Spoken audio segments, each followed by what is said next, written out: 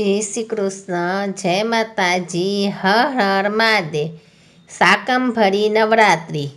વિક્રમ સંવત પોષ સુદ સાતમથી પોષ સુદ પૂનમ સુધીના પૂરા 9 દિવસ શાકંભરી નવરાત્રિ નામે વિશિષ્ટ રીતે જાણીતા છે. લીલોતરી શાકભાજીનું મહત્વ અને સન્માનની નવરાત્રિ છે. પોષી પૂનમને શાકંભરી પૂર્ણિમા પણ કહેવામાં આવે છે. આપણી ઋષિ હિન્દુ સંસ્કૃતિમાં 1 મહા માસની નવરાત્રિ, 2 ચૈત્ર માસની નવરાત્રિ, 3 અષાઢ માસની નવરાત્રિ, 4 આસો માસની નવરાત્રિ શક્તિ માતાજીની સાધના, ઉપાસના, જપ, તપ, અનુષ્ઠાન, યજ્ઞ, હોમ, હવન માટે જાણીતી છે. માત્ર આસો માસની નવરાત્રિ અંગત સાધના ઉપરાંત ગીત, સંગીત, નૃત્ય, લોકકલા, રાસ, ગરબા, તાલ, સંગીત સાથે લોકગીત, ભજનોથી લોક ઉત્સવ સ્વરૂપે યોજાય છે અને ઉજવવામાં પણ આવે છે. આ ચારેય નવરાત્રિ કરતાં શાકંભરી નવરાત્રિની જુદી જ વિશિષ્ટતા છે. શાકંભરી નવરાત્રિમાં પ્રત્યક્ષ પરોક્ષ રીતે 4 વિશેષ મહત્વની બાબતને ધ્યાનમાં લેવાની હોય છે. 1. મોટા નાના પરિવારનો આંતરિક પ્રેમ એટલે આનંદ. પોષ માસની ઋતુ સિઝન, લીલોતરી શાકભાજી, વનસ્પતિ અને ઉતરતી ઠંડીના દિવસોમાં ખોરાક અને અન્ય શારીરિક તંદુરસ્તીની જાળવણી અને સારા માઠા સમયમાં ભગવાનની ભક્તિ, વફાદારી જાળવવી જોઈએ. પાણી વાપરો જાણી ક્યારેક એવા દુઃખ કે અછતનો સમય સાધન શક્તિની બચત કામ આવે છે. અત્યારે પણ જળકથા, ચેકડેમ, જળક્રાંતિના પ્રયોગો ગુજરાતમાં થઈ જ રહ્યા છે. 1. પોષ માસની પોષી પૂનમનો તહેવાર ઉજવણીમાં અનાજ, મિલેટનું અને અન્ય શિયાળુ પાકનું, શાકભાજીનું મહત્વ સમજાવતો તહેવાર છે.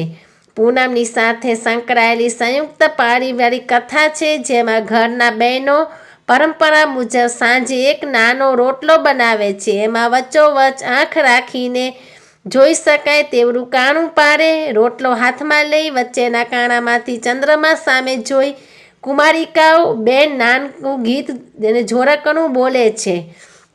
પોષી પૂનમની રાત લડી, કાંઈ ચાંદો ચર્યો આકાશ, અગાસીએ રાંધ્યા અન્ન, હવે બોલ ભાઈની બેન જમે કે રમે.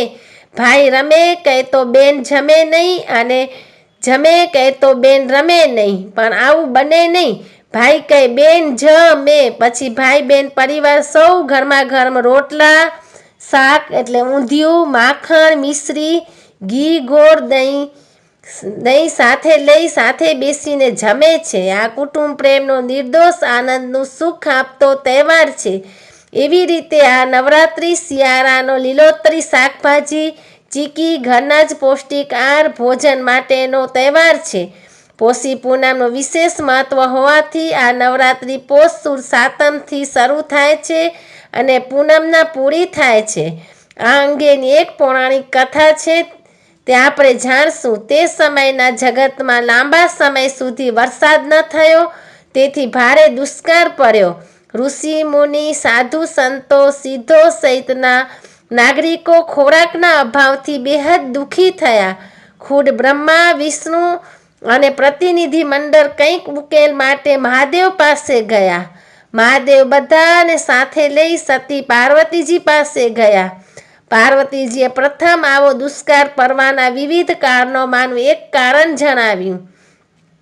પ્રજાની નિર્મળતા, ધર્મ, ધાર્મિક પ્રવૃત્તિ બંધ થતી જાય છે, ઘટતી જાય છે. આસુરી વિચાર, ઉચ્ચાર, આચાર વધતા જાય છે. દુર્ગમ નામે એક અસુર અને તેની ટોળી સહિત પ્રજામાં બધે ત્રાસ ફેલાવે છે. વેદ અને જ્ઞાનના પુસ્તકો પરાવી લઈ ગયો છે. માટે મારા 2 કામ: 1. દુષ્કાળની સ્થિતિ ટાળવી અને 2. દુર્ગમ અસુરનો નાશ કરવો. અનાજ તાત્કાલિક ઉગાડવું શક્ય નથી, માટે તાત્કાલિક રાહત મળે તે માટે શાકભાજી બીજ આપું છું.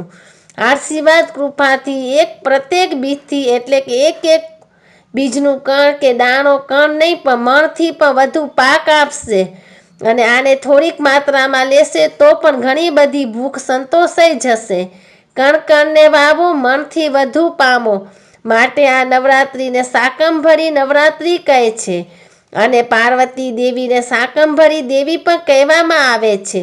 આ શાકંભરી સ્વરૂપ ધારણ કર્યા બાદ પાર્વતીજીએ એક વધુ કૃપા કરી છે. તેમણે મહાદેવજીને કહ્યું કે હું આ સ્થિતિનો નિકાલ કરવા માટે સતત જોતી રહીશ. ક્યાંય કોઈ જીવને દુષ્કાળ સંબંધી દુઃખ, કોઈ તકલીફ તો નથી ને?